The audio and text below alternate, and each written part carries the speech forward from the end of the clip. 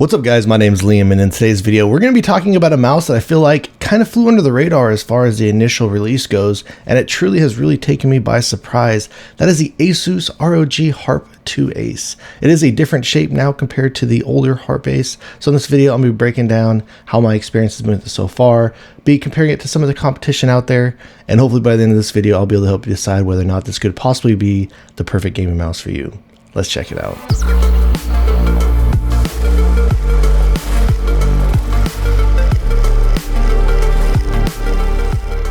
Before we get started today, I did want to let you know this was sent out to me. However, everything you'll be hearing in this video is going to be my own words and my own opinions. Included inside the box, it does come with some documentation, some stickers, USB-C to USB Type-A cable, an extra set of these larger skates. Then it also does come with some rubberized grips, and these do feel like they're pretty grippy. And also here's a look of the 8000 Hertz wireless receiver. When I first got this out of the box, I was a little nervous that it was not an 8K wireless receiver because they used to have like their little booster that came included with it. So this no longer does require the booster to get an 8000 Hertz polling rate. So here we got the mouse itself. Over on the bottom, functions, not too far off from where it was before. It does have storage for the dongle down here. Also does have an on-off button over here. It does also have Bluetooth capability, DPI and pair button over here. Large skate design, which I really do like, and the skates that do come included on this mouse actually do feel pretty good. Back over at the top, as you can see, they no longer have the slits up here in the front, which I'm a big fan of. That's one of the complaints I had about the previous mouse. And when I first saw an announcement of this, I just assumed it was the original shape without these slits on it. But this does have a really grippy rubberized feeling coating. Huge fan of it. As you can probably see, it is a fingerprint magnet. And then aside from that, everything about just the build and feeling of this in the hands has felt incredible.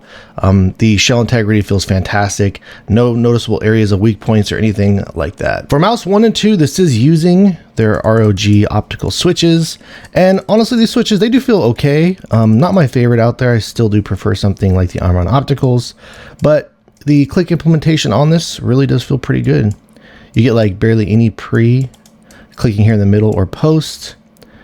A little bit more play up here, but not a whole lot. Very minimal. So the tolerances on this really good. I feel like even clicking back here from the rear, you get a really lightweight click still. So yeah, really consistent clicks no matter where you click from on here, and you get the same type of experience over here on a mouse number 2. No noticeable left to right. So really solid job here on the implementation. As far as the scroll wheel goes, this scroll wheel does also light up where you can turn it off inside of the software.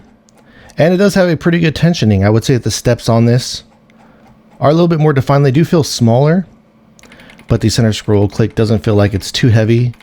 So you can spam the center scroll click if you did want to do so. And then lastly, really solid job with the side buttons. They've always done a really good job with their side buttons. They are these flatter side buttons, which is something that I do prefer myself more than rounded or pill style side buttons. And the implementation on this, very minimal play back here in the rear, goes right into a click. Clicking here from the middle, you get like no pre. The post travel, very minor amount. You hit a nice solid wall back there. No noticeable teetering on the side buttons going front to back. So yeah, truly really impressed with just the feeling and build of this unit. It feels like a really solid premium mouse in the hands. Let's go ahead and drop a click quality sound test.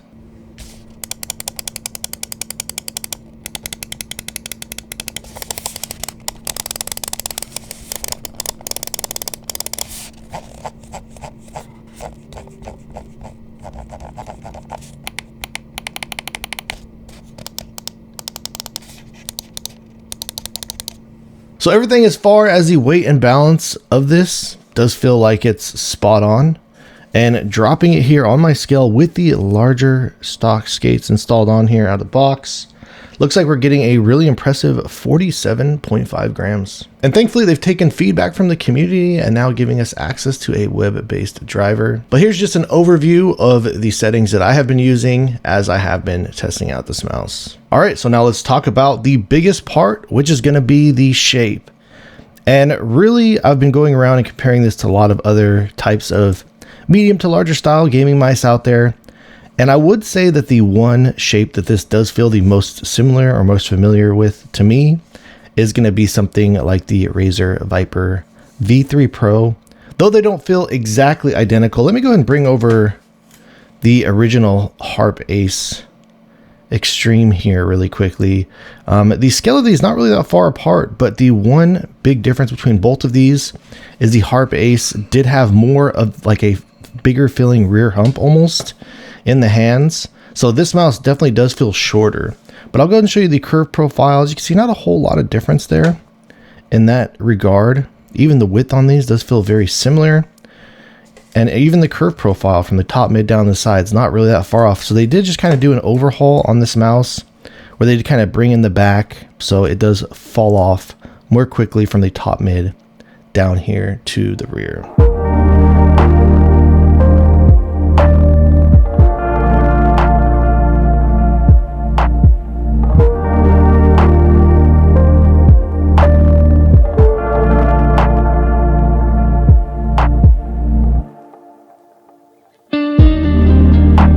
All right, and like I was saying, closest to something like the Razer Viper V3 Pro.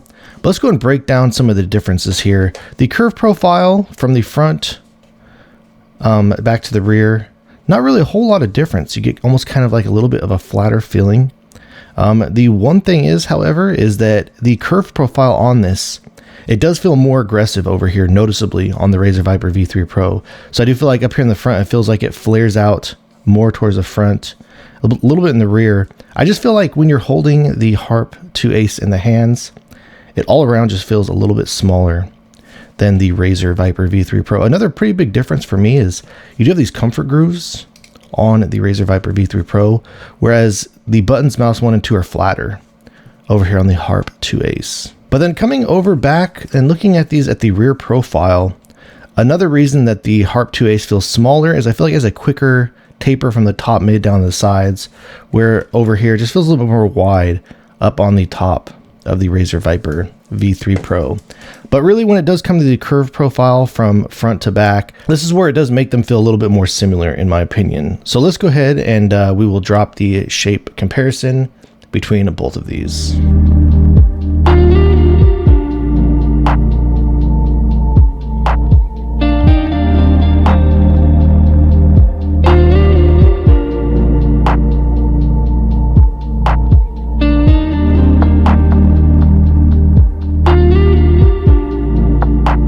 All right, and last but not least, since I'm liking this mouse so much, I did want to compare it to the Maya X, which is still my most used mouse. I do feel like the Maya X does feel a little flatter with the curve towards the front. The width of these not that far apart. The Maya almost feels like it's a little bit more wide to me. The one difference between these mice is that the Maya does feel much more wide up here at the top than over here on the Harpe Ace. But here's a look of the curve profile on both of these going from front to back.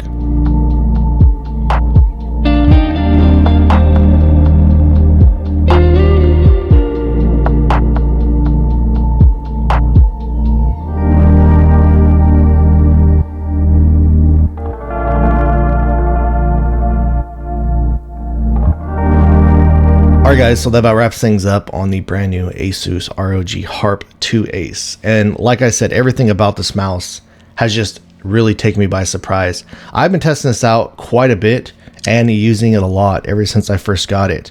And I wanted to spend a little bit extra time with this mouse before I got the review out, just to kind of confirm that everything that I was feeling about this mouse holds true. And really, from the second that I got this mouse in my hands, it just honestly feels incredible. The feeling of the weight, the shape.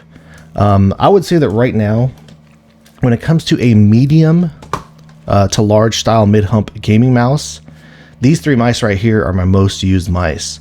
And like I've already said several times, I've been very vocal about Maya X being my favorite one out there. I would say I do prefer mouse 1 and 2, the click feeling on the Maya X, but truly, I can tell you guys right now that this mouse is going to be staying on my desk, and it's even going to be a close second to the Maya X. So absolutely one of my most favorite mice out there. Just everything about it, from the skate design, the coating, the feeling of this in the hands. I like a little bit of the flatter buttons. I like how it just feels a little bit smaller in the hands for me. And really, I wasn't expecting to like it as much as I have. And one of the top releases of the year, in my opinion, no question. The performance has been fantastic, and I really don't have anything to say negatively or critique about it. Just everything about the build and feeling of it in the hands truly does feel fantastic. So without question, this is going to be a runner for gaming mouse of the year. But with that being said, if you guys have any additional questions or feel like I left anything out, please let me know in the comments down below. If you have enjoyed watching this video and are interested in seeing more videos like this in the future, please drop this video a like and subscribe to my channel. Thank you guys so much for watching. I look forward to seeing you in the next one.